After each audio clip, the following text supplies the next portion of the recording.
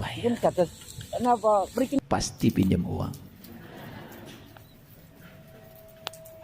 Karena tumben itu berikutnya adalah muatan. Coba ya, tidak pernah menyapa kita, tidak pernah baik sama kita, apalagi memeluk kita, tiba-tiba ketemu memeluk kita, pasti bilang tumben. Tidak.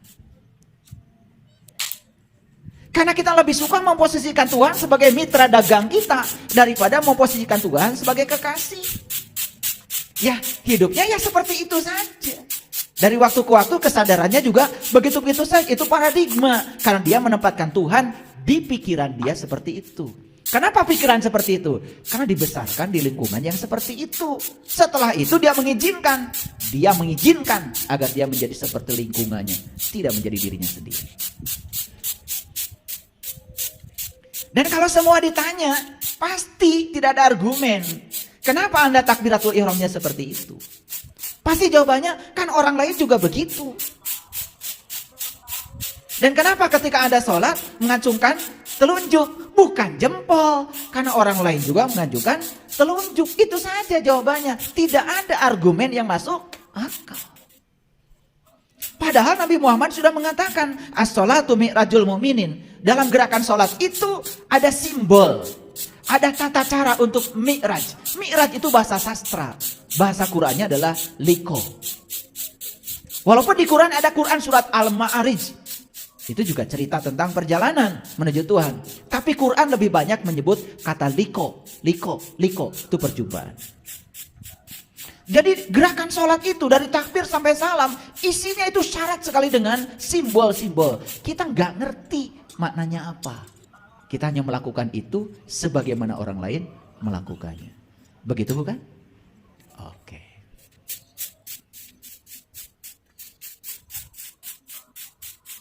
Ketika saya mengajak umat ini berpikir sederhana, malah saya disalahkan.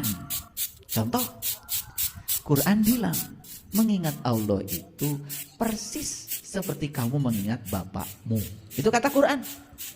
Fazkurullah kazikrikum aba'akum. Itu ayatnya. Saya bacakan Arabnya, takut kalian gak percaya. Kalau gitu saya bacakan lagi. Itu Quran surat Al-Baqarah ayat 200. Nah, takut gak percaya. Nanti disangka ngarang saya.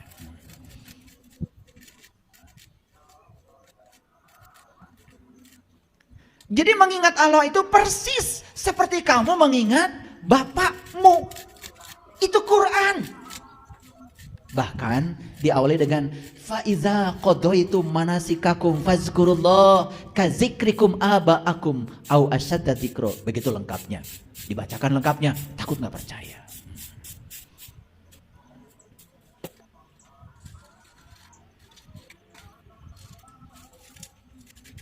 Sekarang saya tanya, sekarang ingat gak sama bapak? Ingat gak sama bapak? Bapak, ayahmu. Abi, abah. Ingat sekarang? Ingat? Ingat? Ada suaranya? Gak ada. Dan yang bisa ingat sama bapakmu hanya orang-orang yang kenal bapakmu. Ini omongan saya masuk akal nggak? Kan yang bisa mengingat bapakmu, satu kamu, anaknya. Yang kedua, tetanggamu yang pernah jumpa dengan bapakmu. Yang ketiga, siapapun orang yang pernah jumpa dengan bapakmu. Lah saya belum pernah jumpa sama bapakmu, disuruh mengingat.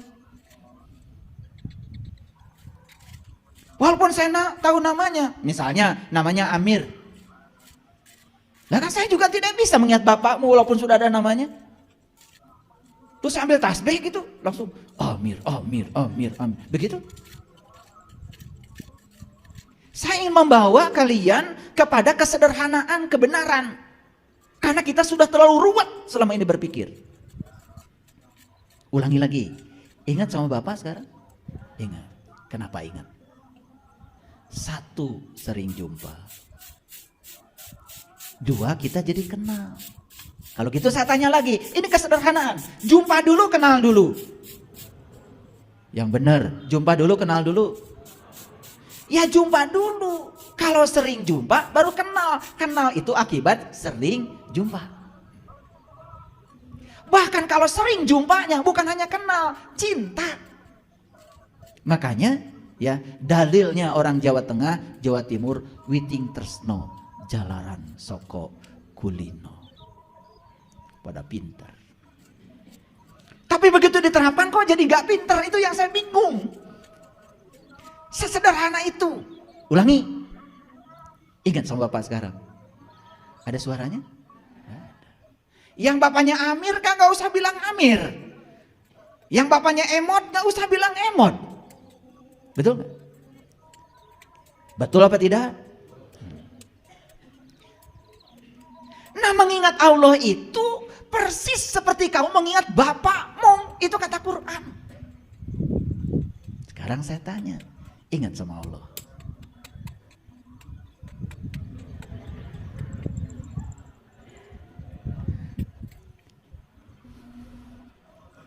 Ingatnya cuman alif, lam, ha. Apakah itu Allah?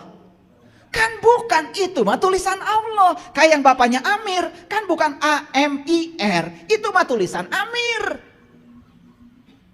Bisa membedakan tulisan Amir dengan Amir benerannya? Bisa? Kalau kalian menyamakan tulisan Amir dengan bapakmu, menghina. Mana Amir? Ini A-M-I-R. Loh, itu kan tulisan Amir, bukan Amir. Dan tulisan Amir gak bisa makan air, gak bisa makan nasi, tidak bisa minum air, tidak bisa menyapa, mati. Betul? Awas. Alif lam lam ha bukan Allah. Itu mah tulisan Allah. Bahkan Allah itu awalnya juga gak ada namanya. Kan bapakmu yang Amir juga baru ada namanya setelah ada barangnya. Sekarang saya nanya dulu, ini kesederhanaan berpikir. Barangnya dulu, namanya dulu. Setelah ada barangnya, gubrak alam kalam dunia. Betul? Kaset. Mancung. Lengana dua.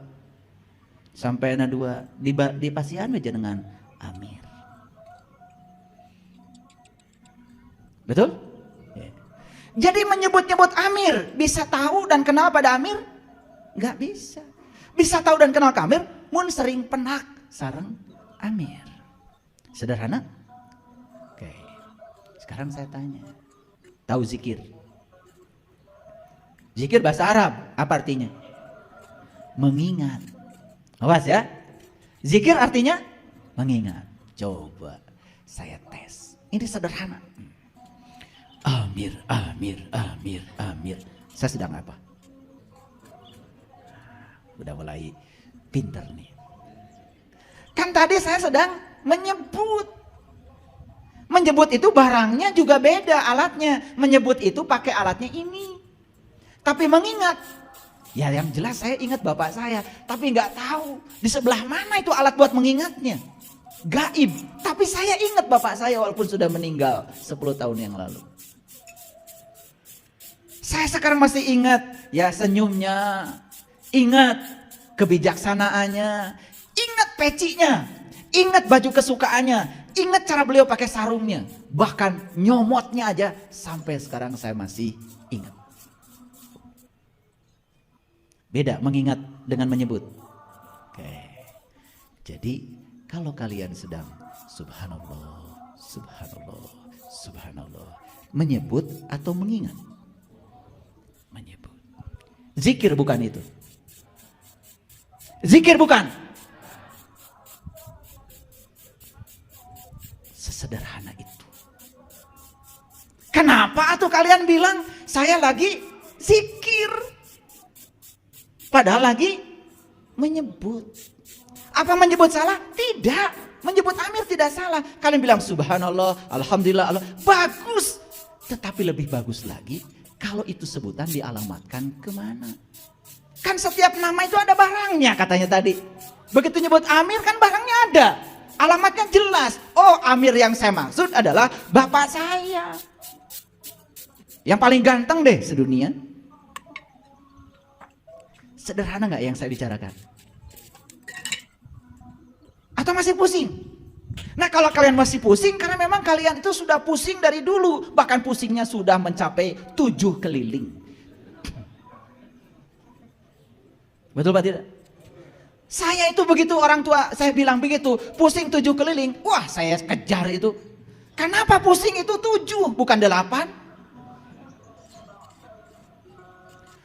Kok orang tua kita kalau ngomong itu, pusingnya 7 keliling. Loh, jalan Shirathul Mustaqim juga rambut dibelah 7. Tawaf 7 putaran. Sa'i 7 kali mondar-mandir Safa dan Marwah. Melempar jumroh pun 7 batu. Surat Al-Fatihah 7 ayat juga. Wah, jangan-jangan orang tua kita tuh kalau ngomong pasti ada pesannya. Kenapa pusing 7 keliling? Ternyata saya dapat ilmunya. Begitu saya tahu rahasia yang 7, saya gak pusing lagi.